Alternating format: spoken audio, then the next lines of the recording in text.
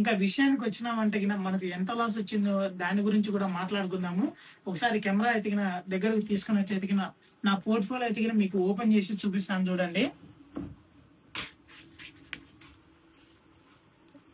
ఈరోజు hi friends, welcome to Nutan diaries.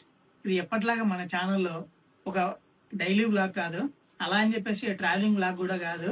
ఇది కేవలం ఒక ఫినాన్షియల్ రిలేటెడ్ గా ఒక అవేర్నెస్ వీడియో మాత్రమే. ఒకవేళ స్టాక్ మార్కెట్ గురించి మీకు పూర్తి అవగాహన ఉంటేనా ఈ వీడియోని ఇక్కడే స్కిప్ చేసి వెళ్ళిపోండి. ఇది కేవలం ఒక అవేర్నెస్ వీడియో మాత్రమే.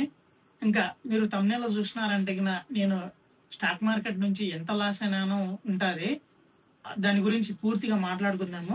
ట్రంప్ మామ గెలవక ముందు ఎతికిన మేక్ అమెరికా గ్రేట్ అగైన్ అని చెప్పేసి ఒక స్లోగన్ పట్టుకున్నాడు.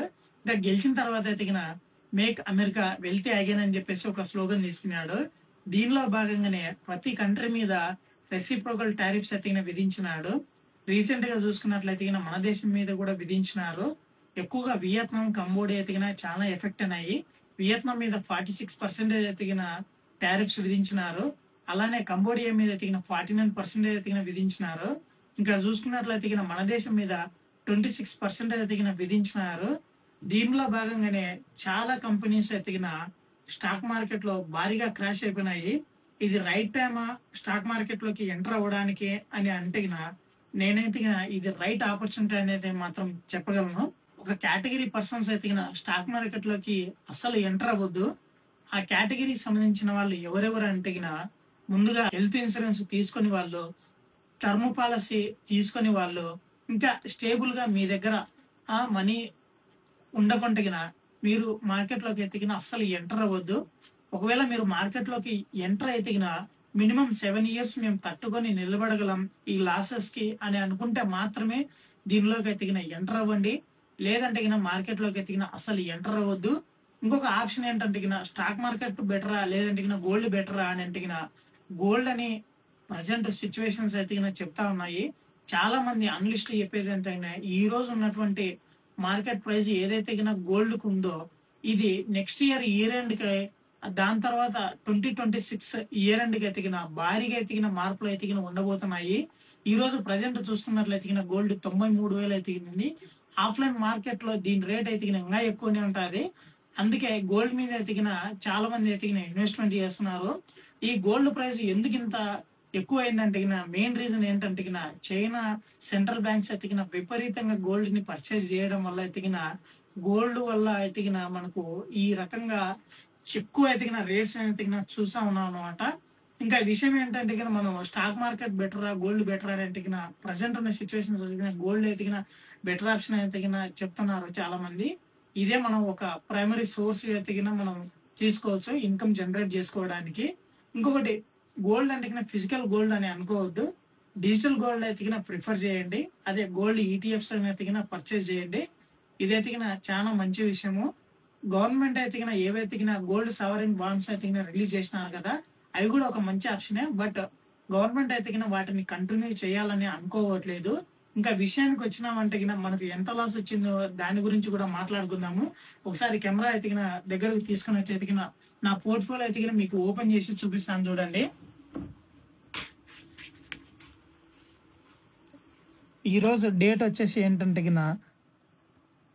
ఏప్రిల్ 5వ తేదీ Saturday. Monday to Friday wait చేసి మార్కెట్ క్రాష్ అయిపోయిన తర్వాత కంటిన్యూగా మనకు లాస్ట్ వీక్ లో మనకు భారీగా మార్కెట్ క్రాష్ అయితే చూసినాం కదా, అది అంతా అయిపోయిన తర్వాత ఎతికినా మనం ఇప్పుడు నీకు చూపిస్తాను అనమాట ఎంత ఎతికినా మనకు లాస్ వచ్చిందో. ప్రజెంట్ ఎతికిన ఇప్పుడు మనకు డేటా ఒకసారి ఆన్ చేస్తాను. చూడండి, నేనైతే ఏ షేర్స్ కొన్నానని చెప్పేసి ఇప్పుడు ప్రజెంట్ డిస్క్లోజ్ చేయట్లేదు.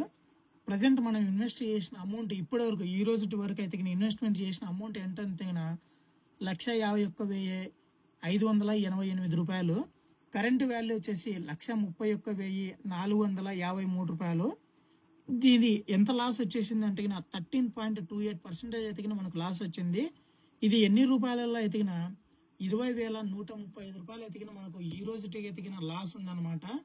సో ఇది నిజంగానే లాసా అని అంటే లాసే.